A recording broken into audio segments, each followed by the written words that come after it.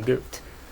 So, so today we continue, let's say, dashing through the molecular biology. So I guess I'll give you some details, some biochemical details of the reactions underlying certain processes. So today we'll consider DNA-dependent synthesis of the RNA or transcription and the process of the synthesis of proteins. And I hope we will have some time and I will show you the CRISPR-Cas that I have promised to you in previous lectures. Here is interesting image for you. Do you know what is this image? Who knows?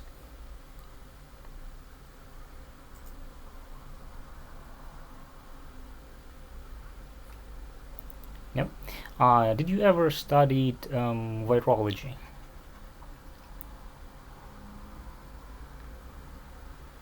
No?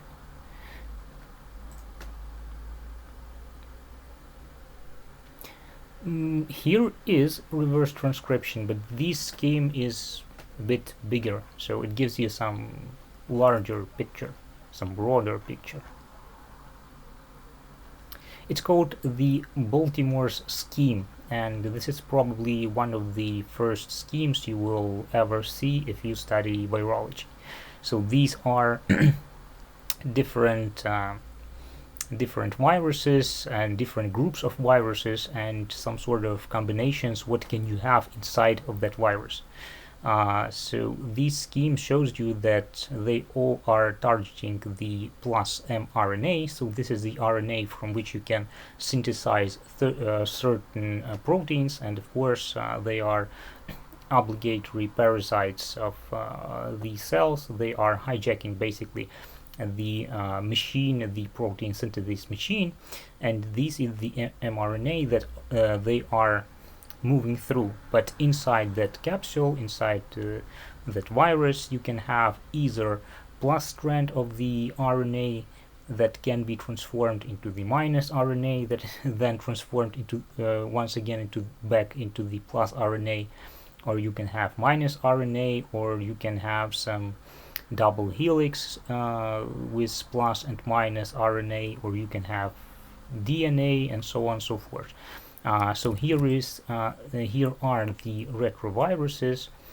So here is the process of reverse transcription. When you get from the plus RNA, you get some DNA. This DNA can be then transformed into the double helix, so you have one strand, now you get two strands, and then from these two strands you can go as usual to make plus mRNA. And I'm showing you this picture because it's a little bit it just a bit challenges the central dogma. So you remember that everything started with the pretty nice idea that information flows from DNA to RNA and to proteins. Now we know at least some cases, so at least retroviruses are capable of doing some sort of backflow, so they can move information from RNA back to the DNA, and then it goes forward once again to RNA and then to proteins. Any method doing RNA from proteins is not known, so I don't think there is a way to transform that back. Well, unless you analyze that protein somewhere in the lab and then resynthesize the RNA based on your knowledge. But I'm not sure that there can be this can be realized in nature. But from RNA to DNA you can get back, and at least that's possible with retroviruses. And if you have ever heard about retrotransposons, these are some parts of genes, and even we have certain retrotransposons in our genes. These are they are sort of copies of certain genes that can move along the DNA. So we can make some sort of RNA from that gene and then translate it back into the DNA and once again incorporate that into the DNA. So these processes may happen. So if you look, I don't know, in the Wikipedia or some other places, you can find some information regarding these transposable elements in the DNA. And these genes, they have certain meaning in terms of evolution. So certain properties that were acquired during evolution were acquired thanks to these sort of transposable elements. But I will not go more into details, but just to show you a little bit bigger picture. So the flow of the information regarding RNA DNA can be both ways. Of course, you need certain special proteins to do that, like reverse transcriptase, to get it back. But anyway, that's possible. That may be performed by viruses, and that even has certain influence in terms of evolution. So, good. RNA synthesis, like all biological polymerization reaction, takes place in 3 stages. So, initiation, elongation, termination. I think you have seen all that in your course on molecular biology, so I'm just quickly dashing through until we get to the CRISPR-Cas. Good. So they search for the DNA initiation sites, also called promoter sites or simply promoters. For instance, E. coli DNA has about 2,000 promoter sites, while its genome is almost 5 million base pairs. They inwind a short stretch of double helical DNA to produce a single-stranded DNA template from which the sequence of bases can be easily read out. They select the correct ribonucleotide, triphosphate, and catalyze the formation of a phosphodiester bond. So this process is pretty similar chemically to what we have seen. I'll show you an image a little bit later, and of course they need to detect some termination signals that specify where a transcript should end. So you don't want to transcribe the whole DNA, you need just a part of it. And of course they interact with activator and repressor proteins because you want some regulation. So you know that there is some sort of transcriptional, some sort of regulation on the level of transcription, whether you need more of certain protein or you need less of it. And it's pretty reasonable to do more or less RNA depending on whether you need that protein or not.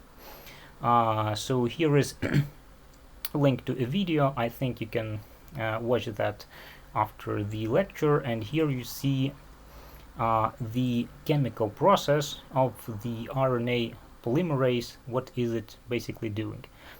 So once again, we have 3' end. 3' end contains OH group, and this OH group performs a nucleophilic attack on the phosphate. So here we have phosphorus, we perform attack, these electrons go to the oxygen. I hope you remember pretty similar formulae on the previous lecture, and here we have a new nucleotide incorporated. Here is this reaction once again presented from, well, just drawn a little bit differently, so nothing has changed. Here you see the attack on the phosphorus and formation of a new bond. Here is a tricky question for you. Where should I look to understand that this is formation of the RNA, not DNA? So we had almost the same picture just some slides ago, so we have considered that yesterday. What do I look for? Sugars. Good. And where exactly? I guess you can draw in Zoom or not. Can you?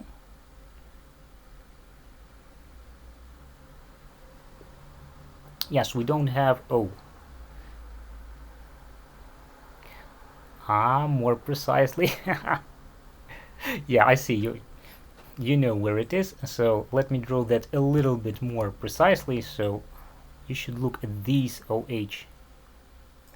In the DNA, you will not have this OH, but you still have this one. So this one you have in RNA and you have in DNA. This is the 3' end, and this oxygen performs attack on this phosphorus. So you have it both cases. But this one, if you have OH here, it tells you this is the RNA. If you don't have O, you have DNA. So disoxy, so you don't have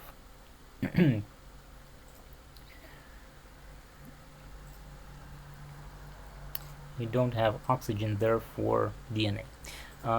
Good. Let's go further. So here are a few nice pictures of the RNA polymerase when it performs its job. So first of all, RNA polymerase binds to promoter sequence in a duplex DNA. It's called a closed complex. So this DNA is still closed, and this is called closed complex. Then it melts that duplex DNA near the transcription site and starts forming a transcription bubble.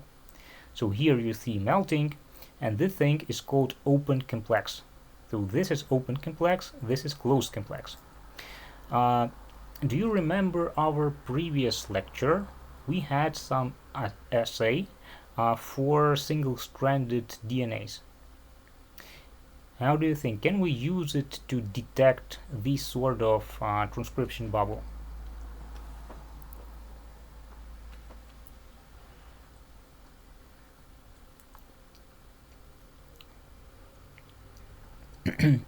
I'll give you a hint that potassium permanganate is pretty small molecule, so it can get inside.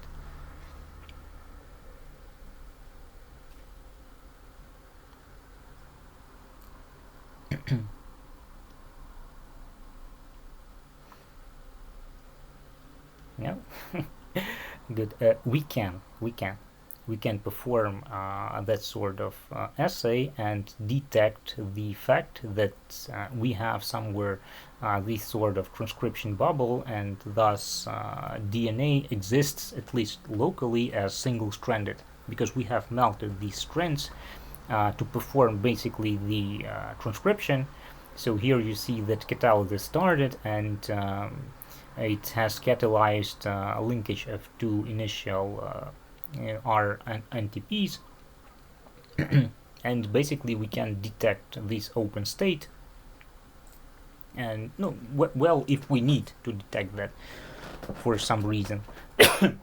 I'm not sure, maybe this homework, maybe this midterm, you will have certain problem that is based on the fact that you can detect these regions with that sort of assay that we have considered for single-stranded DNA, for that melted regions of the DNA.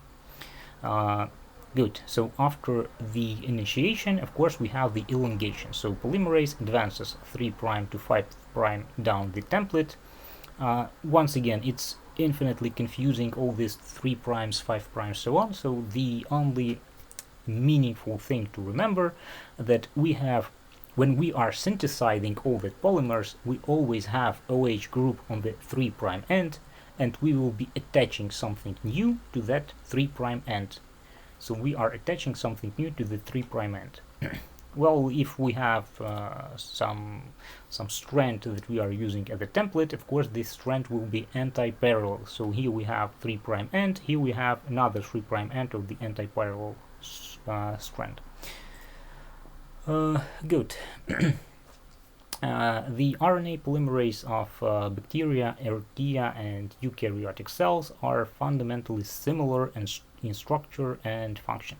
So bacterial RNA polymerases are composed of two related large subunits beta prime and beta, two copies of smaller subunit alpha, and one copy of fifth subunit omega. That is not essential for transcription or cell viability, but that stabilizes the enzyme and assists in the assembly of its subunits. So archaeal and eukaryotic RNA polymerases have several additional small subunits associated with core complex, and with the X-ray crystallography and other studies of an elongating bacterial RNA polymerase, they indicate that the DNA bends at the transcription bubble. And here you see the image. So here is the DNA, incoming and going out. Here you see the transcription bubble, so the DNA has melted. You see two separate strands of the DNA. This is the region you can detect with your single stranded assay, so you can detect that. And here is the newly synthesized RNA strand that is going away. So here you see how that's organized in this space, and you see the bend in the DNA, so how it's bent in 3D when it comes in and goes out. So RNA chains are formed de novo. They grow from 5' to 3'. Elongation mechanism: a ribonucleoside triphosphate binds adjacent to the growing RNA chain and forms a Watson-Crick base pair with the base on the DNA template strand. So it's base paired with the DNA and added to the RNA. Then a translocation is performed, so after the nucleotide addition, the RNA-DNA hybrid can translocate through the RNA polymerase, bringing a new DNA base into position for base pairing. And RNA polymerases are capable of backtracking and correcting errors. So sometimes errors may happen, and they have the ability to fix at least some of them. The RNA-DNA hybrid can occasionally backtrack within the RNA polymerase, and in the backtrack position, hydrolysis can take place, producing a configuration equivalent to that after translocation. So you can hydrolyze and release the nucleotide that was there. The thing is, well, of course, this is a random process. So in some cases, you can remove pretty good nucleotides, and in some cases, you remove bad nucleotides. So what's the point? The point is that backtracking is more likely if you have incorporated a mismatch base, and that basically facilitates proofreading. So you have different probability of backtracking occurring whether you have a correct matched base or you have incorrect matched base. So that changes the probability. It can backtrack either with good or bad base pair, but you have different probabilities. And this higher probability, that's what promotes that proofreading. And now it is thought that RNA polymerase makes one mistake per 10 to the 4, 10 to the 5 bases. And RNA polymerase binds to promoter sites on the DNA template to initiate transcription, and responsible for that binding is that sigma subunit. So it is responsible for that specific binding. Here are just a few schematic images. I will not get into that. Backtracking. So backtracking is less favorable energetically than moving forward because it breaks bonds between base pairs. However, it's really important for proofreading. And the energetic cost is the reason why backtracking is more probable when you have some bad base pairing than in case when you have some good Watson-Crick base pairing. So if you incorporate an incorrect nucleotide, the breaking bonds between these base pair and backtracking is less costly energetically. And you remember all that chemical equilibria that we have written previously. So you remember that all these are random processes and everything depends on the probability of going forward or going backward. So in this case, if you have a good base pair, there is higher energetical cost. You need to go through some higher transition state, and thus it's much less probable to remove a good base than in case when you have some lower transition state and base pairing is not classical, not Watson-Crick. Here is once again nice picture for you with this sigma subunit. The thing is that pro and eukaryotic promoters and termination mechanisms, they differ significantly. Promoters can be weak or strong. You will probably hear these terms like weak promoter, strong promoter. Thus, the efficiency or strength of a promoter sequence serves to regulate the transcription. So in some cases, you want some strong promoter, you want many copies of that mRNA to create many copies of the protein, but in other cases you don't need so much of that protein, so you may have just weak promoter. And in prokaryotes, the inclusion of an additional subunit sigma then helps to find sites on DNA where transcription begins, referred to as promoters. Eukaryotes have a set of general transcription factors that assemble on the promoter before RNA polymerase binds. So here is the polymerase for E. coli, I guess. Here is sigma subunit, and this sigma subunit, here you see the DNA. This is DNA double strand down here. Here you have the element minus 35, so that's upstream to the to starting of synthesis of the RNA. And here you see a few standard promoters down here, like standard promoter, heat shock promoter, or nitrogen starvation promoter, and different versions of the sigma subunit that can recognize these promoters.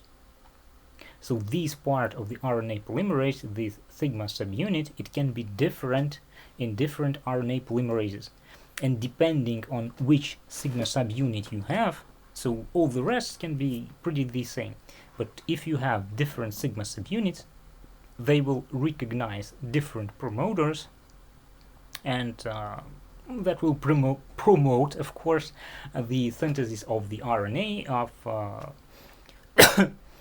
of the proteins that are downstream of that promoter. In case of eukaryotes, you will have lots of different transcription factors, so probably you have learned all that incredible number of proteins that start interacting with the DNA and basically promote all the subsequent events. Okay, I'll be honest with you, I don't remember them all. I don't know, maybe you do. That's good.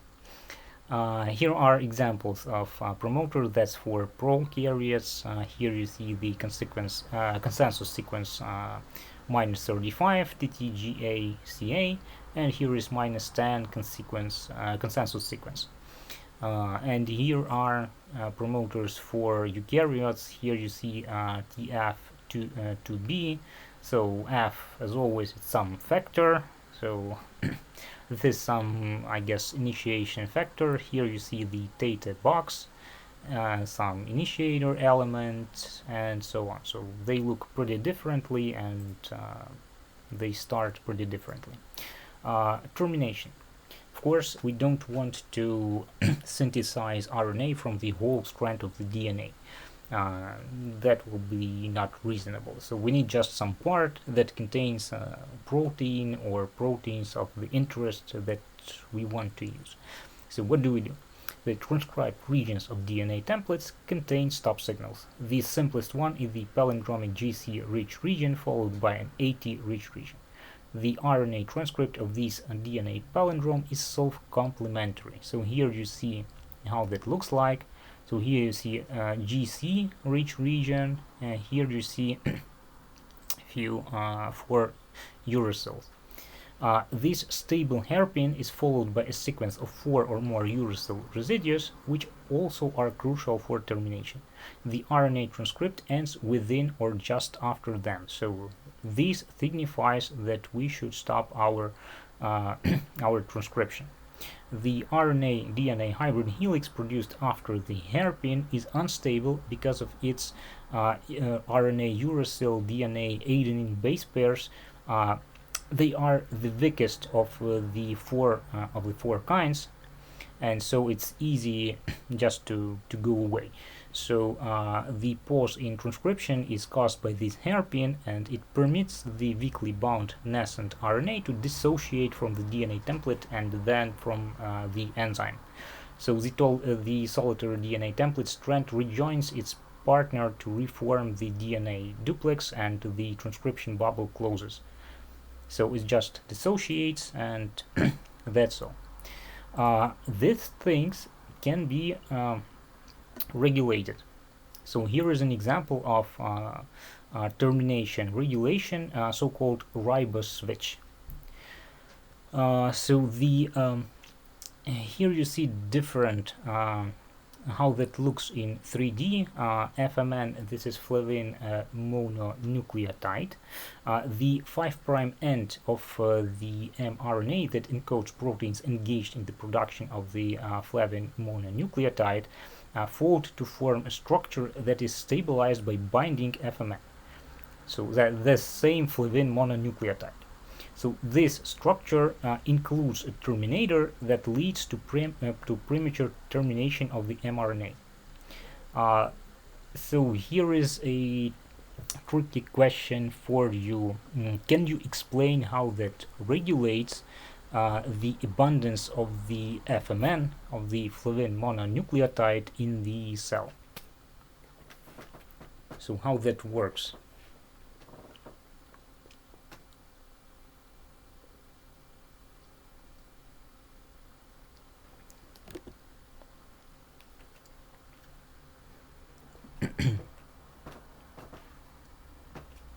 No?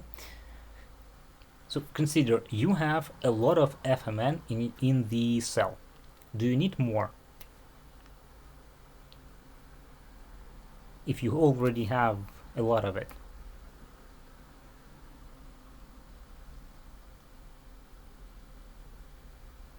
Well, nope. Yes, absolutely correct. You don't want more FMN if you already have a lot of it. So now, as it often happens in the biochemistry, your final products are trying to inhibit certain initial steps of getting that products. So that's pretty reasonable thing to make our system stable. So if you have a lot of products, you don't want them more, you are inhibiting certain initial steps. In this case, the initial step that is inhibited is the synthesis of the RNA. So to make FMN, you are copying part of the DNA, you get RNA, you are making the protein from the RNA, and you get FMN. So now, if you have a lot of FMN, that FMN, well, it just wanders around. So you should remember, everything is some sort of random process. So it's diffusing, it's moving here and there, and it may diffuse to the place of the synthesis of the RNA and bind to the RNA we are currently synthesizing. And when binding to that RNA, it stabilizes a certain 3D structure. So here is this 3D structure of that RNA that is stabilized. And when it's stabilized this way, you see this hairpin is formed. What do we see in this hairpin? A GC rich region, so this red one, that's a GC rich region, and some uracils. This means that the RNA polymerase, when it gets to these uracils, it will probably stall for a moment, they will dissociate from the DNA, and synthesis will be terminated. In this way will be created some shorter RNA product that is unable to give you the protein that you full protein. So it's just small, just a portion. So you won't synthesize the whole protein out of it, and the process will basically die off. But in case if you have a low content of that FMN in this cell, it cannot bind here, so it's not stabilizing the structure. If it does not stabilize the structure, you see that these GC pairs, they do not form this sort of hairpin. So here we had a hairpin. Here they are base paired with something pretty different. So you get some pin, but it's small pin and it contains some uracil adenine base pairing, so not this one. So you don't have the creation of of these hairpin with uracils following, and you don't stop the synthesis of the RNA. So in case when you don't have FMN to stabilize this sort of structure, you will get this sort of structure without the hairpin. You will synthesize the full transcript, so you get the full RNA, the full transcript, and then you will make from that transcript, you will make the protein that will lead subsequently to the synthesis of the FMN, and you will get more of the FMN, and this FMN will start stabilizing the structure on the left, and you will stop doing that protein that was synthesized from these sort of RNAs, and thus you will some sort of inhibit that synthesis of the FMN. So this sort of regulation. Good. One more mechanism of termination.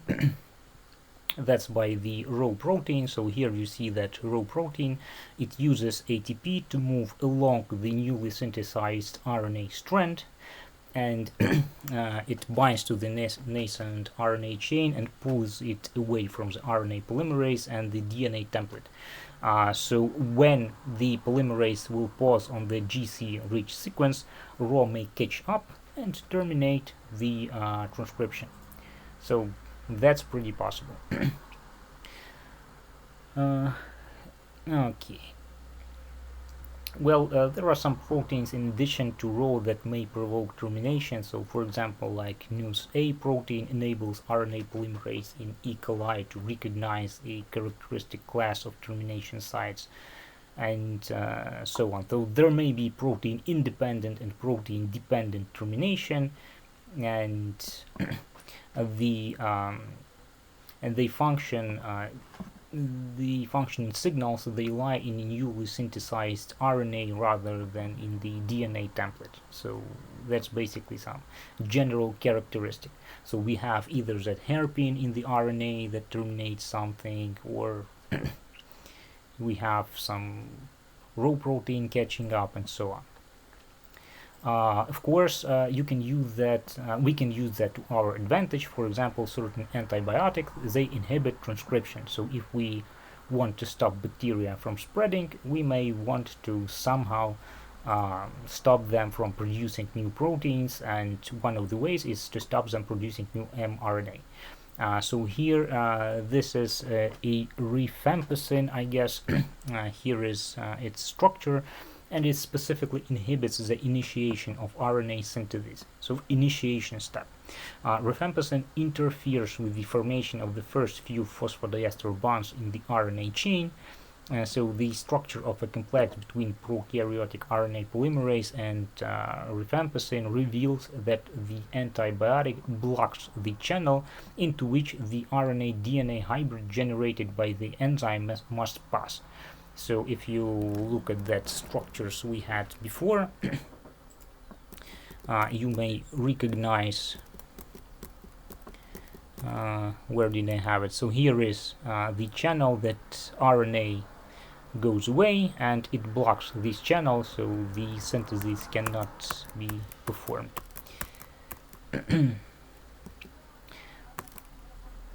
So here is another antibiotic, and this is actinomycin D, a peptide-containing antibiotic from a different strain of Streptomyces.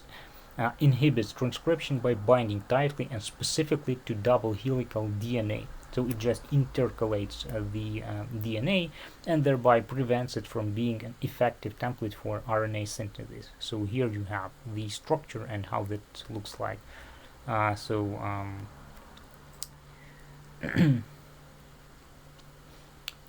Here are just some small comparison between prokaryote and eukaryote. So in prokaryotes, the primary transcript serves as mRNA and is used immediately. So you make the mRNA and you can immediately create some proteins from that mRNA.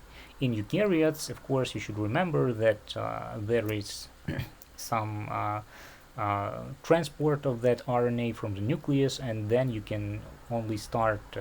So you should first you should process that RNA and splice it in the nucleus, then transport to the cytoplasm, and then you perform the translation. Here is a nice video. I guess you can check that after the lecture, and we are moving forward to protein synthesis. Here is the cycle of the protein synthesis, and once again we should have initiation, elongation, and termination. So here is an example. So activation of amino acids. So the tRNA is amino acylated. So here we have tRNA, and here we have amino acid bind to the tRNA. The initiation process, the mRNA and the amino acylated tRNA bind to the small ribosomal subunit. So I hope you remember that we have small and large subunits, and the large subunit will bind only subsequent. So we have first a small subunit binds, it has some amino acyl tRNA bound to it, then a large subunit binds, and only then we start doing something. So we can start elongation, so some successive cycles of amino acyl tRNA binding and peptide bond formation until the ribosome reaches a stop codon. So here you see that sort of elongation, and then we should perform a termination. So translation stops when a stop codon is encountered, and the mRNA in protein dissociate and the ribosomal subunits are recycled. So here we have the mRNA. It can be reused once more, at least in some cases, and here we have the protein that will fold somehow to acquire its tertiary or even quaternary structure. It may be somehow modified, so it's called post-translational processing. So it may be transported somewhere. So proteins, they often have some signal sequences that tell where do we want to transport it. So I don't have it in this slide, but if you check Wikipedia, for example, let's say KDEL sequence. So I guess it's written this way. So KDEL. It tells where do you transport the protein. And there are many such sequences that basically define its destination. So whether you want to embed it into the membrane or somewhere in the reticulum or whatever. So that depends on what kind of protein that is. Here is the bacterial ribosome. In bacteria cell, you expect something like 20,000 70S ribosomes that are constructed from 50S and 30S parts. These are Svedbergs, so it's not mass, it's not volume, it's some more complex values that depends on the form, size, and mass at the same time. So they do not add up. So that's why you have 70S in total, but but if you add 50 and 30, you will get 80. So no, it's not working that way. So they are not added up. It just symbolizes that they are collected together into one entity. These plus, so it's not addition. And these ribosomes, they constitute nearly a fourth of the mass of the bacterial cell. Eukaryotes have a little bit different ribosomes. They are 80S ribosomes, and they and 60S and 40S subunits constitute that 80S ribosome. Both the 30S and the 50S subunits can be reconstituted in vitro from their constituent proteins and RNA. So that's pretty possible, and this reconstitution is an outstanding example of the principle that supramolecular complexes can form spontaneously from their molecular constituents. That's in some sense that's really surprising, because if you think of the number of ways that you can fold a protein, you might guess there is some incredible amount of that. So there is an incredible number of different conformations that your protein may achieve. And that's really interesting that the proteins they get certain conformation based on the sequence of the amino acids that they have. Well, of course, some get help from chaperones. There are certain different mechanisms, but a large number of proteins acquire their final conformation consistently, and that depends only on the sequence of the amino acids inside the protein. So they perform quite an interesting problem of energy minimization when they are folding inside the cell. Good. Here is a little bit about the tRNAs. So here you see the tRNA. We can draw it as this sort of clover leaf, or we can be a little bit more realistic and draw it its projection in the 3D. So here how it looks like, more like letter L.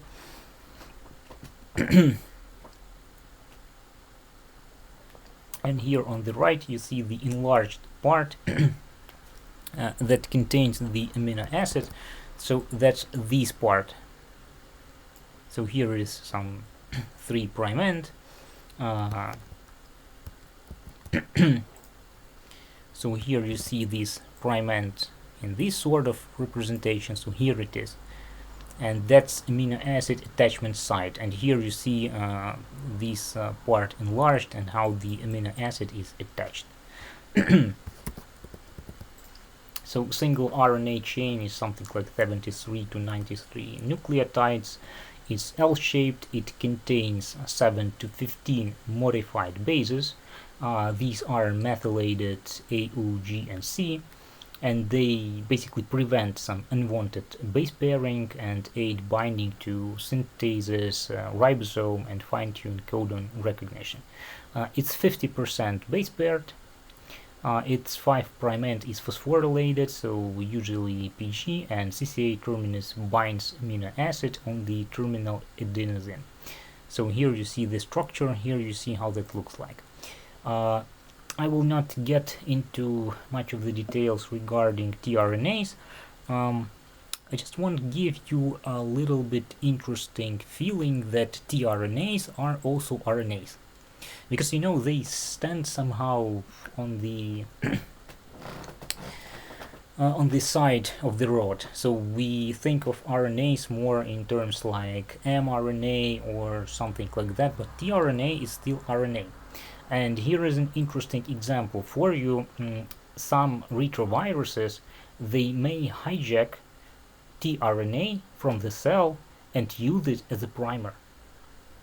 And here are examples of these viruses like HIV or murine leukemia or Rous sarcoma virus. So here you see that, and they hijack different tRNAs and use them later as a primer. So I guess that may be a little bit of surprise for you, because I don't know, we used to think of primers, they are specifically synthesized, and mRNAs are specifically synthesized, so on and so forth. And here you use tRNA as a primer. It's all wrapped into into proteins, and a new virus particle is created with this sort of RNA inside, and with the primers prepared to start synthesis, and these primers are basically made from the tRNA. Its 3D structure changes drastically upon interaction with the viral RNA, but anyway it's still tRNA that was hijacked from the cell and then reused in a different cell as a primer for start of the synthesis for these types of viruses. And it's not even something very non-trivial like HIV virus. It's pretty common thing. Good. So here is a little bit more about structure of the of the ribosome. So here you see 3 tRNA binding sites that are present on the 70S ribosome. They are called A for amino acid, P for peptidyl, and E for exit sites. So here they are marked, so A, P, and E. The tRNA molecules in sites A and P are base paired with the mRNA. Each of the tRNA molecules is in contact with both the 30S subunit and the 50S subunit. So here you see that in a little bit more schematic view, and here you see how they are interacting with the mRNA. So these are tRNAs, 1, 2, 3. They are in these sites, and you see that in each site, so exit site, it does not interact anymore with the mRNA, so it's ready to leave, to go away, while these two are interacting. And here you see the polypeptide channel at the P site. So here we will get our polypeptide out and that's how it looks. What else? Initiation starts, so starting signal is usually AUG, preceded by several bases that pair with 16S rRNA. So all known RNA molecules contain signals that define the beginning and the end of each encoded polypeptide chain. In bacteria, many mRNA molecules are polycistronic, that is, they encode 2 or more polypeptide chains, so you can shift a little bit that window of 3 and you get a little bit different polypeptide. The initiating codon in mRNA is AUG, methionine, or less frequently GUG, valine, or rarely UUG, leucine. In addition to each initiator region, contains a purine-rich sequence centered about 10 nucleotides on the 5' side of the initiator codon, so Shine-Dalgarno sequence. You probably remember that from your course on molecular biology. And there are 2 kinds of interaction that determine where protein synthesis starts. So one is the pairing of mRNA bases with the 3' end of the 16S rRNA, and 2, the pairing of the initiator codon on the mRNA with the anticodon of the initiator tRNA molecule. So here are some examples. Here is basically the process of the synthesis. So the protein synthesis in bacteria starts with the modified amino acid N-formylmethionine, so F-met. A special tRNA brings that formylmethionine to the ribosome to initiate protein synthesis, and this initiator tRNA, it's abbreviated as tRNA with subscript F. It differs from the tRNA that inserts methionine in internal positions, so that's abbreviated with this M subscript. And during the processing, formylmethionine can be removed. So here you see how that works, and I will not get into details. I will just show you the elongation. Here is the process of the elongation. So here we have the step of amino acid tRNA is binding. So here you have exit sites E, P, and A sites. So it gets into the A site, new tRNA gets into the A site. Here we have peptide bond formation. So here it is. So these are shifted a little bit, so you see how the conformations have changed. Then we have some translocation with the help of the elongation factor G. So here we have some translocation, and then tRNA dissociates. So in the P site, formyl methionine and tRNA, A site is vacant at the beginning, then EF-TU-GTP delivers amino acid tRNA to the A site, protects ester bond from hydrolysis, and it ensures the codon-anti-codon accuracy. And then 16S rRNA checks pairing, triggers GTP hydrolysis and EF-TU release. Then accommodation, tRNA rotates, rotation of the tRNA, amino acid aligned for peptide bond, EFTS regenerates, EF-TU-GTP from EF-TU-GDP, and EF-TU does not bind formyl methionine tRNA F and ensures initiator acts only in the P site.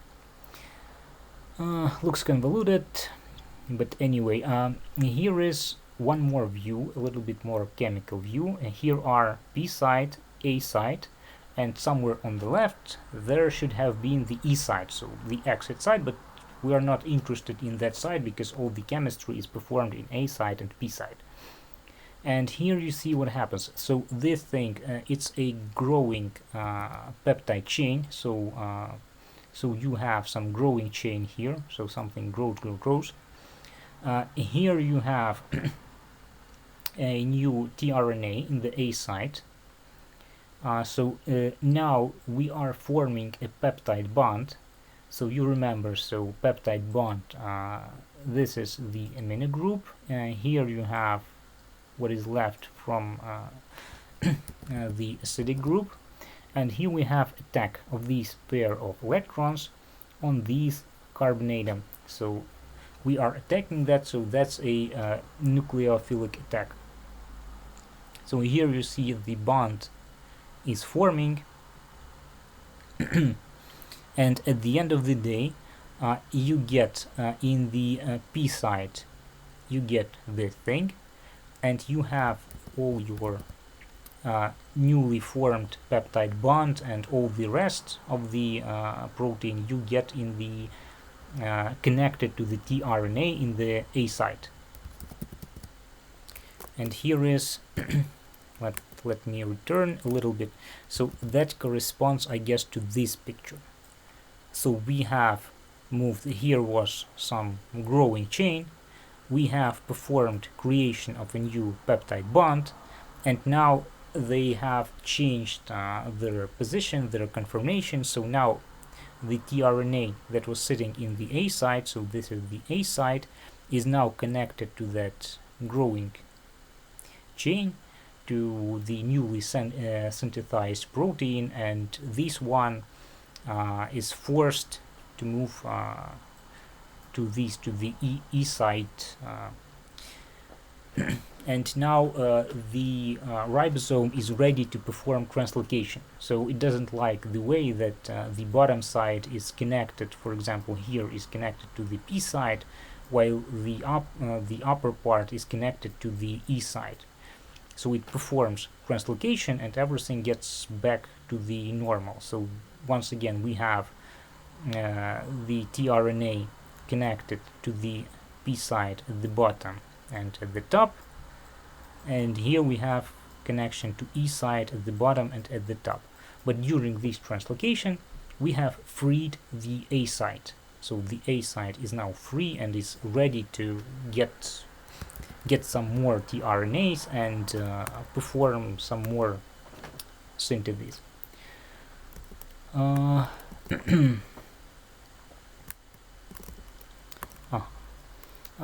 Good. What? That's, I guess it's the same picture, just reiterating. So no, it shows the translocation mechanism. So that's what I wanted to show you. So here you see EFG. That's a factor that performs a sort of translocation. So here we see this configuration where the upper parts and the bottom parts are mismatched. So here you see how the tRNAs are bound at the bottom at the, let's say it's at wrong sites compared to the to where they are bound at the top in this in large subunit. And here you have EFG, and it performs basically translocation by basically hydrolyzing the GTP to GDP, and it moves everything forward. So it binds to this empty A site and moves everything forward. So here's how you get the translocation of the ribosome. So the amino acid tRNA binds in the A site. With both sites occupied, a new peptide bond is formed. The tRNAs and the mRNA are translocated through the action of the elongation factor G. So that's what EF stands for. So EF, elongation factor, and which moves the deacylated tRNA to the E site. And once there, the tRNA is free to dissociate, and we complete the cycle. If you deplete the cell of these this factor EFG, basically you will have your ribosome just stalled. So maybe you can get that 4-mil methionine, then you collect everything together, you perform something like first synthesis, and then everything is stalled. And here are RFs, so release factors, and the process of termination. So of course we have some stop codons like UAA, UAG, UGA. There are no matching tRNAs that are, and these are recognized by release factors. So at least RF1, release factor 1, it's for UAA and UAG, release factor 2, release factor 3, and so on. So release factors 1 and 2, they mimic tRNA, reach peptidyltransferase center, and GGQ's motif activates water attack and cleaves the peptide tRNA bond. So you should somehow disconnect that peptide from the tRNA, because it's always connected to one of the tRNAs in here, the one that sits in the P site. And at some point you should cleave that bond and release the protein so it can go and do its work. So here you see this process. And here is one more assay. It's the primer extension assay. So if you have some primer, and we are synthesizing with the reverse transcriptase, we are synthesizing something, so we can get different length depending on whether synthesis was complete or not. So I'm not getting into that much, yeah, because I want quickly to get to the CRISPR-Cas, but this is the last one regarding that sort of synthesis. In some cases, the ribosomes are stalled, and there is a mechanism to rescue the stalled bacterial ribosomes by tmRNA. In bacteria, tmRNA it mimics both the tRNA and the mRNA, and the multi-step pathway permits release and degradation of the damaged mRNA and marks the truncated polypeptide for degradation. So here is this sort of example. You see that we had been synthesizing certain proteins, synthesized, and at some point we see that we are lacking the stop codon. So we cannot use release factors to everything to stop the process, and we cannot move further because we don't have more RNA here. So the RNA just ended, and we had no stop codon to do that stopping gracefully. So here we have the sort of rescue team. It both mimics the tRNA and the mRNA, as you see here. So here is the process, how that looks like. So transfer messenger RNA, have a 5' end that mimics tRNA structure and 3' end that acts as the continuation of mRNA. So we are just making it look like we had a little bit more RNA and we had some transfer RNA that is bound to that thing. So a transpeptidation adds one more alanine to the growing chain. Then a translocation is performed of the ribosome, and here you see that in this RNA that is trying to rescue everything, there is a stop codon. So at some point we will now get to that stop codon. So this RNA is now released. It is replaced with the part of this RNA, and here is a stop codon, so we can get to that stop codon and terminate the synthesis of the protein. And that protein that we get, it will look like this.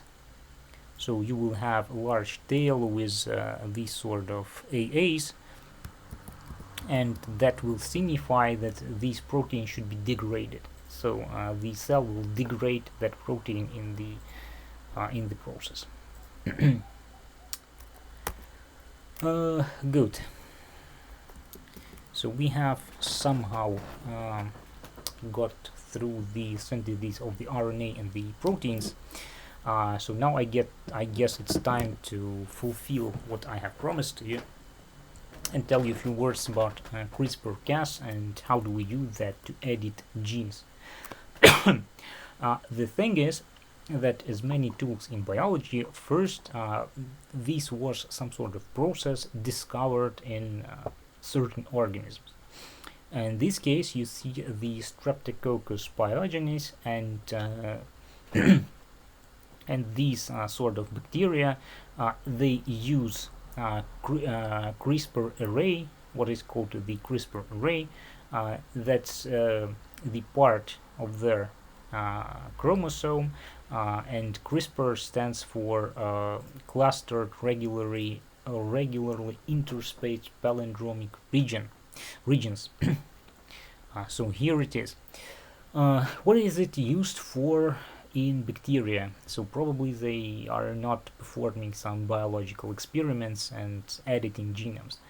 So that's some sort of immunity that is functionally similar to the adaptive immunity that we have, but only functionally. Because if we consider how it works, that's absolutely different. So we have that immunity based on some sort of evolution. So we are performing evolution in micro scales in our organism to get that sort of immunity. And all the time, well, I guess if you have studied immunology, you probably should know the procedure. How do we get all that B cells, T cells? And that's basically a small-scale process of the evolution.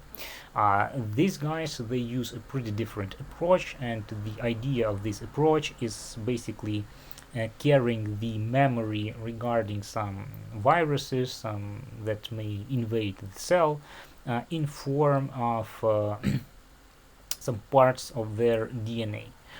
These parts, they are collected in this CRISPR region, so here it is, and they are basically cut out of the DNA of viruses that are trying to attack the cell. Here you see the DNA of the virus. Please note, here is the protospacer. That's the part that will be inserted as a spacer into the CRISPR array. Here is the NGG part. It's called protospacer adjacent motif, or PAM. So this PAM should be immediately near the protospacer in the virus, but you see it's not hard to find some part of the DNA with GG just randomly. And proteins Cas1 and Cas2, they find PAM, go upstream something like 20-26 bases and cut the protospacer. And protospacer to spacer, that's added at the 5' end of the CRISPR array, and then a repeat is synthesized. So this is some sort of palindromic region, and what you should notice regarding this region that it does not contain this sort of PAM, so it will be not recognized by Cas1 and Cas2. So here is some, it's flanked with something different. And this thing works as a storage of memory regarding the viruses that were invading that cell, and it can use it later to recognize once again that invader DNA and just cut it out. And that's performed with Cas9, and we use that Cas9 to do whatever we want. So I will show you just in a moment. So Cas1 and Cas2, they are activated by the DNA fragments generated from linear non-circular DNA, because you might think, how do they know that the DNA is invading and that is our DNA? So the first thing that they actually triggered with is the existence of non-circular DNA. They are not triggered by that linear DNA directly, but rather through the REC-BCD and ADD-AB interaction. So they start processing that linear DNA, and we have seen that when we considered in the previous lecture the mechanisms of repair of the DNA. And these Cas1, Cas2, they physically interact with these complexes or with DNA fragments that they produce. So small double-stranded fragments are captured and then integrated into the CRISPR array. There is certain precaution in case of if we have a double-strand break in the DNA of the bacteria, but that's regulated with that sort of with chi regions. So when they start degrading the DNA, they are looking for the chi regions, and they stop when they see that chi regions. So I have shown you that in the previous lecture. So when two strands are degraded, at some point they stop degrading one of the strands, and so on. And viruses, they probably will not have that chi region, so it's highly probable that their DNA will be captured by the Cas1, Cas2. And what else? So we get to the point that we have integrated that sort of information into the chromosome. It is flanked with some spacers, and time to time, so periodically, this CRISPR array is transcribed into the pre-CRISPR RNA. There will be no protein made from this RNA, but we need that RNA on its own. So there is a different gene is transcribed into the unprocessed tracer RNA, and unprocessed tracer RNA is complementary to the repeats. So here's why do we need these repeats. We can glue to them this sort of RNA that is transcribed from the pretty different gene in the chromosome. So that's unprocessed tracer RNA. And then RNAs recognizes certain places and cuts repeats to get this sort of processed, this sort of connected CRISPR and tracer RNA. So this way you get so-called gRNA, that's guide RNA, that is basically CRISPR and tracer RNA that are connected to the protein Cas9. Here is the Cas9 enzyme, so just two views of the same enzyme. What to notice here? PI, PAM interacting domain, so the domain that interacts with PAM, and NHC RUFC, these are nuclease domain that perform the actual cutting, so they can cut some sort of the DNA, and they have the rest, they have just structural functions and they hold the DNA in place. How that works? So here you see our guide RNA. So here is the spacer RNA that was the part that was incorporated from the virus. Here you have the part of that palindromic repeat region. This repeat region is complementary to the tracer RNA, so here it is, and that all fits nicely into the Cas9 enzyme. here is a little bit different thing. This is single guide RNA, and this single guide RNA is synthesized by us. So it's not made in nature, but we synthesize these sort of single guide RNAs to mimic this structure, and to make Cas9 work as we want. So now let's look what it does and what we want it to do. So so please note, so this is the difference. Basically here is the difference between what we have in nature and what do we synthesize. It's not like we cannot do the same thing that we have in nature. It's just a little bit simpler to synthesize everything in one strand and not collect it from different parts. So what does it do? It searches for the PAM site. So that's why we have here PI, PAM interacting domain. If it does not find the PAM site, it does nothing. So finds PAM site, it starts doing something. So what does it do? If it has found the PAM site, so here it is trying to melt the DNA and to check for the complementarity with the part of the RNA it has here. So here you see the matching. If it does not match, it just goes away and does nothing.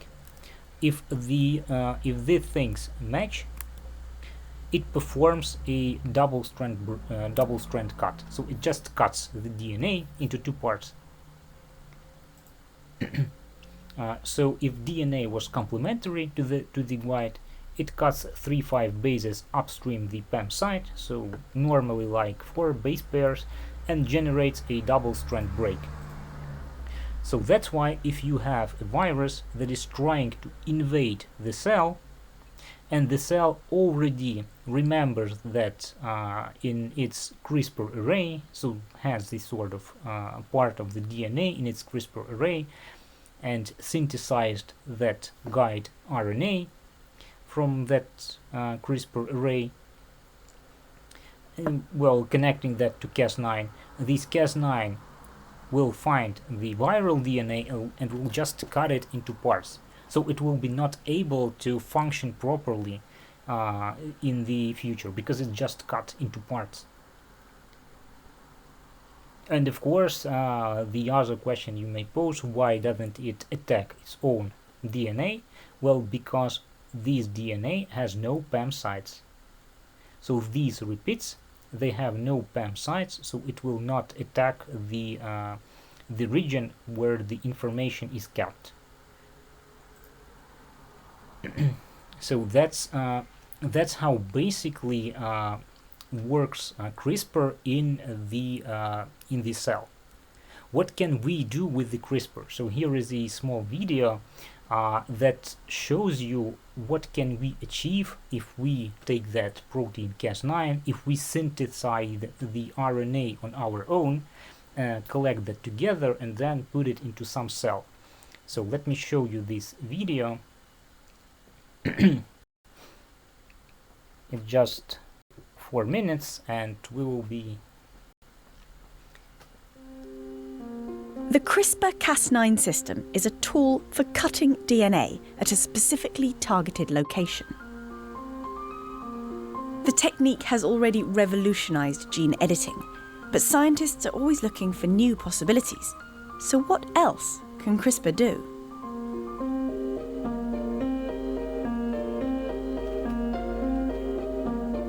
Since being discovered in a bacterial immune system, CRISPR-Cas9 has been adapted into a powerful tool for genomic research. There are two components to the system: a DNA cutting protein called Cas9 and an RNA molecule known as the guide RNA.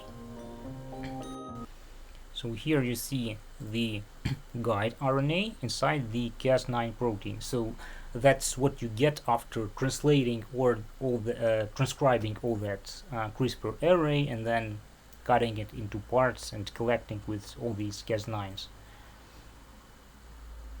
Bound together, they form a complex that can identify and cut specific sections of DNA.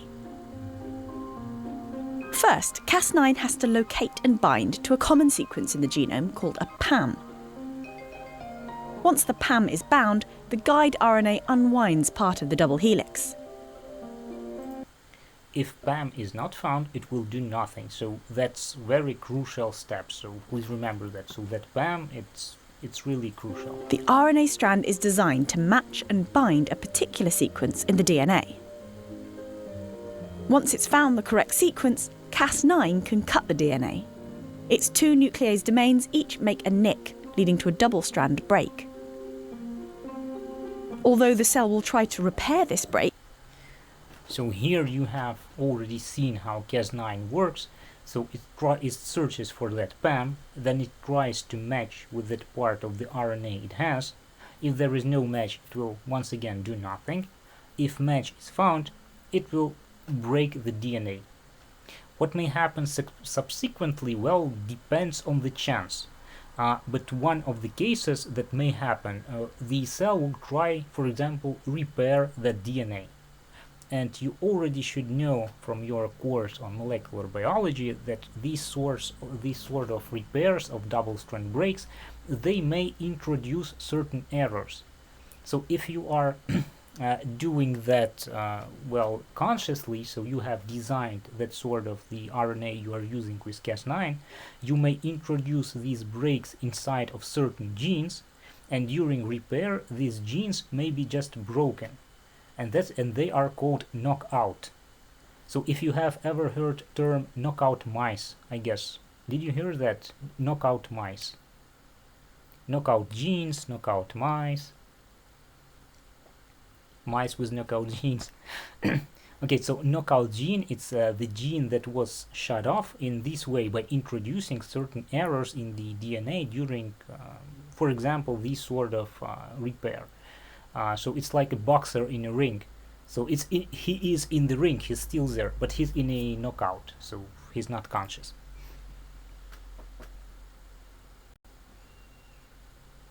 The fixing process is error-prone, and often inadvertently introduces mutations that disable the gene. This makes CRISPR a great tool for knocking out specific genes. So here you see an error was introduced, and this part of DNA became in some sense useless because you will not make some working product out of it.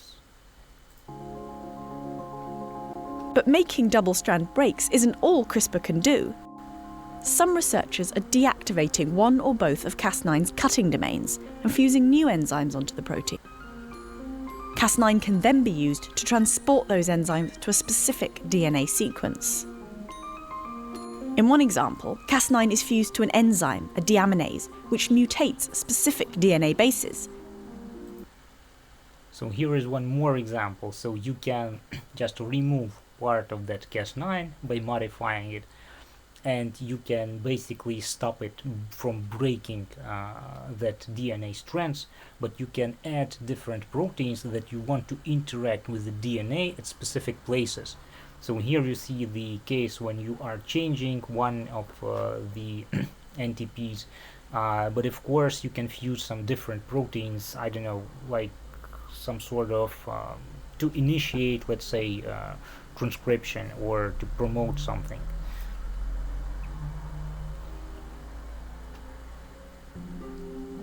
Eventually replacing cytidine with thymidine.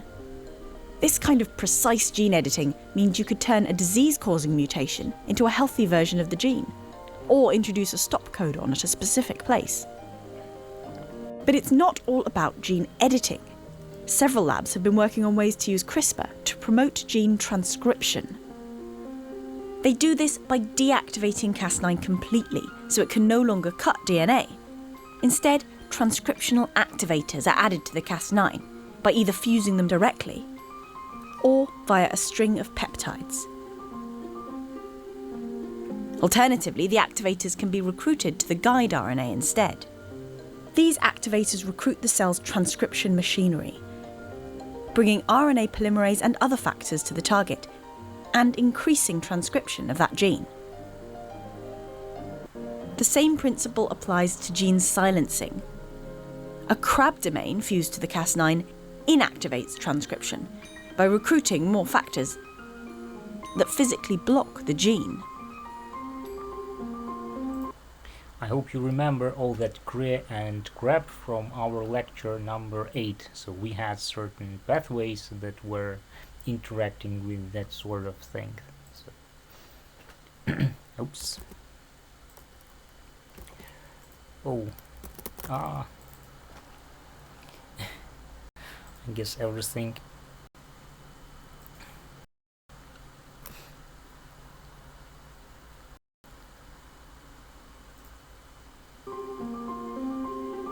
A more outside-the-box idea for using CRISPR is to attach fluorescent proteins to the complex, so you can see where particular DNA sequences are found in the cell.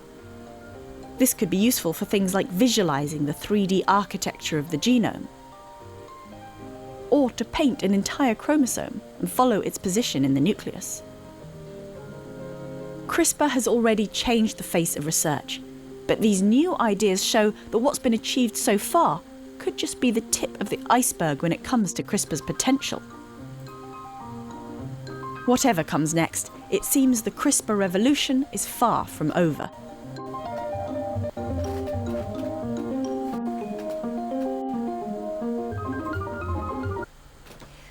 Okay, so I guess with that being said, we can complete our lecture, and I have completed my promise to tell you something about CRISPR-Cas. Now, if you have any questions or comments so far, please fire away.